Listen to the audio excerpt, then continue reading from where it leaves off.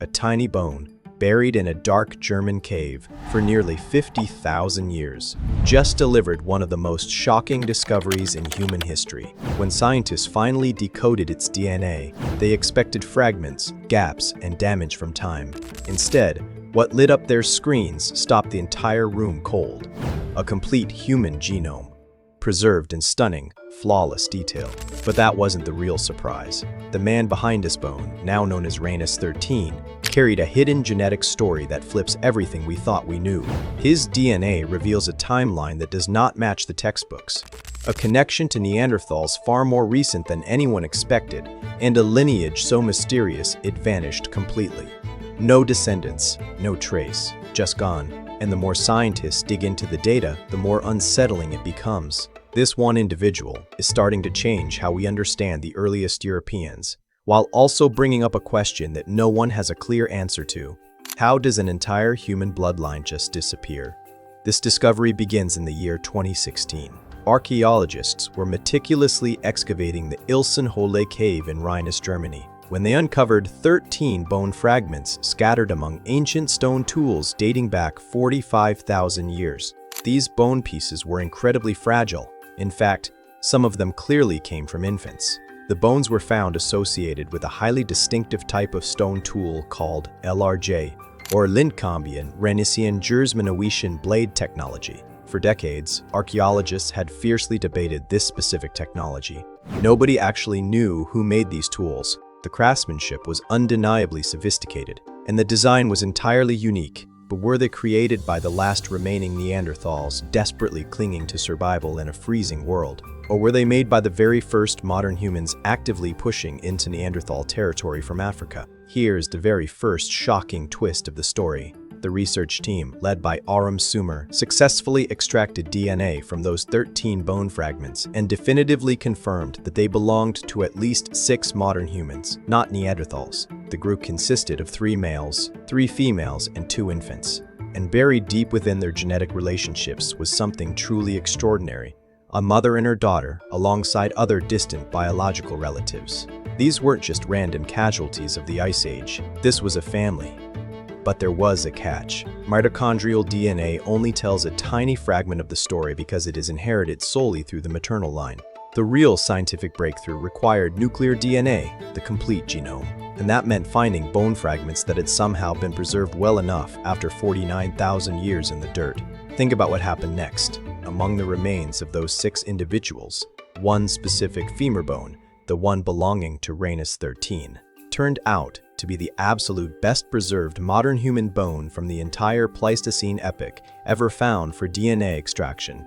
The preservation of this bone was so incredibly perfect that researchers could sequence his entire genome at an unbelievably high resolution. We are talking about a chromosome by chromosome reconstruction of every single gene this man carried when he died 49,000 years ago. Meanwhile, 230 kilometers away in Zlatý Kmor, Kiss, scientists had previously discovered a complete female skull from the exact same time period. When the research team sequenced more DNA from her ancient remains, the genetic data revealed something that absolutely nobody expected. The woman from Zlatý Km.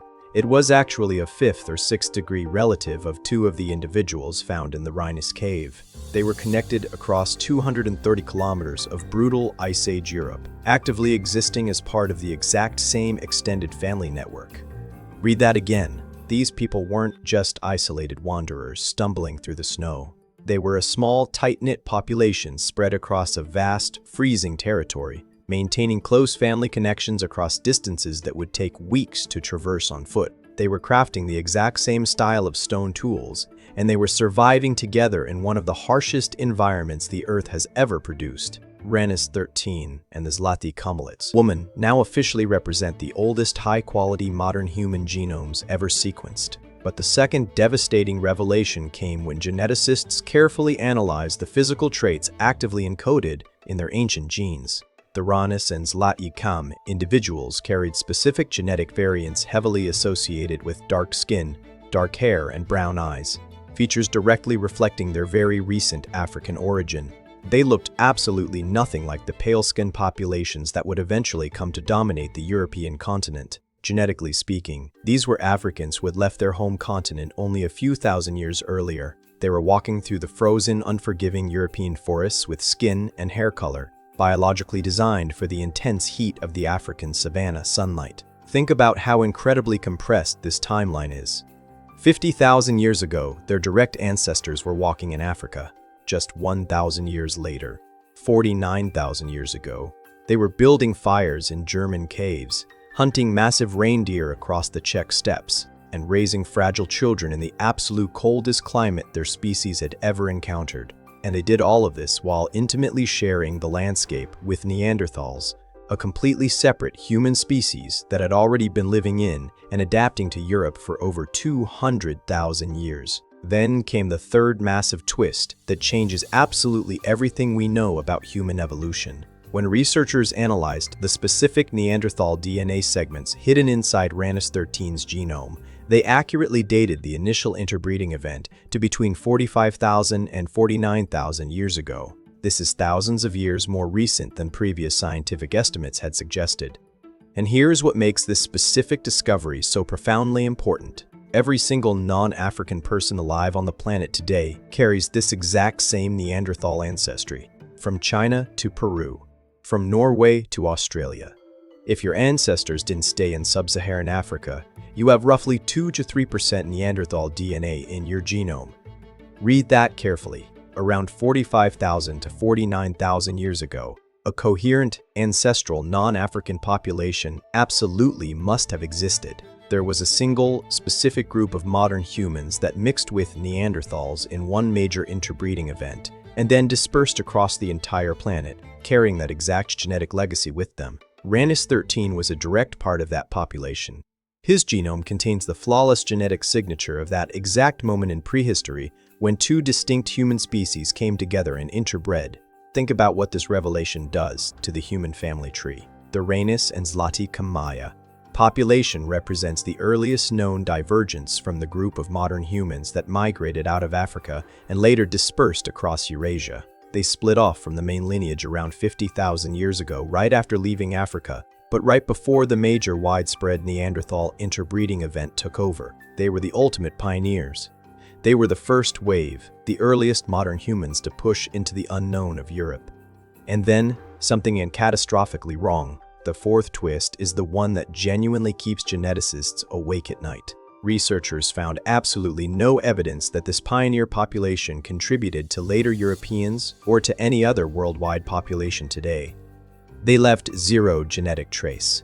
The Ranis and Zlati Kamaya lineage didn't just slowly decline, it vanished completely from the earth. By analyzing shared DNA segments, researchers estimate that their entire population consisted of, at most, a few hundred individuals spread across a massive territory. To put that in perspective, modern conservation biologists consider any animal population under 500 individuals to be critically endangered.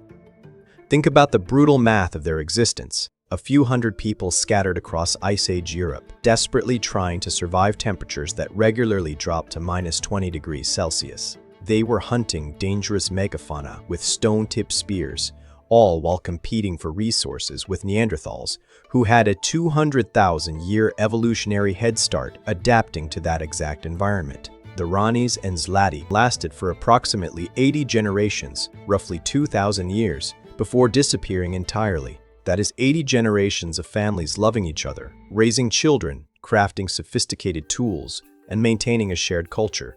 And then, extinction, no descendants and no genetic legacy left behind. And here is where the mystery deepens even further. Other ancient humans from the exact same time period in Europe and Asia show clear signs of much more recent Neanderthal interbreeding. In some specific cases, their Neanderthal ancestors were just 10 to 20 generations back. But Ranis 13 and the Zlati Kamaya woman showed absolutely no evidence of recent Neanderthal admixture. Their Neanderthal DNA came exclusively from the much older, ancient interbreeding event shared by all non-Africans. They were actively living alongside Neanderthals in Europe for 2,000 years without interbreeding with them again. Think about what that tells you about their social structure. 45,000 years ago, these weren't mindless wandering hunter-gatherers. They were highly organized groups with complex kinship networks spanning hundreds of kilometers. They shared technological traditions, and they apparently had incredibly strong cultural barriers that actively prevented interbreeding with the Neanderthals they coexisted with. And yet, despite this high level of organization, despite their cultural cohesion, and despite surviving for 80 generations in the harshest environment their species had ever encountered, they still failed. But the final game-changing truth emerges when you understand what happened next. While the Ranis and Zlati chimera of population was tragically going extinct in Europe, another wave of modern humans was moving out of Africa.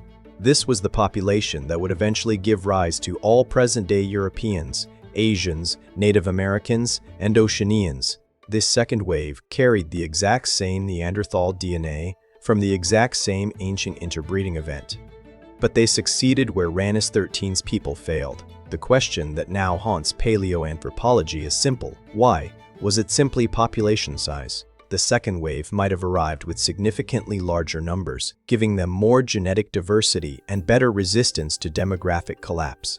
Was it timing? Maybe they arrived during a slightly warmer climatic period when animal and plant resources were more abundant. Was it technology? Perhaps they brought new innovations, better hunting strategies, improved clothing, or more efficient fire-making techniques. Or was it something entirely invisible that we can't see in the DNA? Perhaps social organization, language complexity, or unique cultural practices made the ultimate difference between extinction and global conquest. Research analyzing 51 ancient genomes from Ice Age Europe shows that beginning 37,000 years ago, all Europeans come from a single founding population that successfully persisted through the Ice Age. This founding population had some deep branches in different parts of Europe, but around 19,000 years ago, populations re-expanded across the continent after the Ice Age peaked. The genetic data also shows that these prehistoric human populations contained 3 to 6% Neanderthal DNA. But today, most humans only have about 2%. Natural selection has been actively removing Neanderthal ancestry over time because some Neanderthal genetic variants are slightly harmful to modern human biology. Think about the bigger picture. The Ranis and Zlati combit. People were part of the exact same species that would eventually build modern cities, write incredible symphonies, and send satellites into orbit. They had the exact same cognitive capacity, the same intellectual potential, and the same fundamental humanity as us. And yet, they died out completely, while their genetic cousins, humans who left Africa just a few thousand years later, succeeded beyond measure. Large-scale studies of Ice Age Europe heavily revealed that severe climate change had a massive impact on prehistoric human populations. Hunter-gatherers had to cope with extreme climatic shifts between 47,000 and 7,000 years ago, and population sizes declined sharply during the absolute coldest periods. In some regions like Western Europe, Ice Age populations even faced total extinction and were eventually replaced by new groups migrating in from Eastern Europe. Research suggests these populations were much smaller than the stable size required for healthy reproduction, which is usually around 500 people. In some extreme cases, small bands of potentially as few as 20 to 30 people could have been moving over massive areas across the whole of Europe as a single territory. Such incredibly small groupings inevitably led to reduced genetic fitness and, ultimately, local extinctions. Genomes sequenced from hunter-gatherers living between 14,000 and 7,500 years ago show that genetic diversity across most of Western and Central Europe after the Ice Age was incredibly limited. This strongly indicates a major demographic bottleneck triggered by extreme human isolation and extinction during the freezing periods. The difference between complete extinction and total world domination came down to factors so incredibly subtle that 49,000 years later, the world's top geneticists are still desperately trying to identify them. Published in the prestigious journal Nature in 2024, this study represents a massive watershed moment in understanding human prehistory. We now definitively know when modern humans and Neanderthals interbred. We know that the very first pioneer Europeans had dark skin. We know that incredibly small pioneer populations pushed bravely into Ice Age Europe, and that some of them failed catastrophically. But we still do not know why some groups survived while others vanished into the snow. We don't know what exact role the changing climate played versus population size versus pure random chance. We don't know whether the Ranis population's extinction was an inevitable tragedy or if it was somehow preventable. One thing, however, is absolutely certain. Ranis 13 died 49,000 years ago. His genetic line went completely extinct within 80 generations, but his DNA, preserved by sheer accident in a fragment of a femur bone, now reveals a completely lost chapter of the human story that nobody even knew existed until December 2024. A pioneer population split from the main out-of-Africa migration, pushed bravely into Ice Age Europe, coexisted with Neanderthals for 2,000 years, and then vanished forever without leaving a single genetic trace in the 8 billion humans alive today. They were us. They were the exact same species with the exact same cognitive abilities and the exact same evolutionary potential. And extinction found them anyway. So ask yourself, if a population of modern humans with the exact same intelligence we possess today could survive 80 generations in Ice Age Europe and still go extinct, what does that tell you about how incredibly fragile human survival actually is?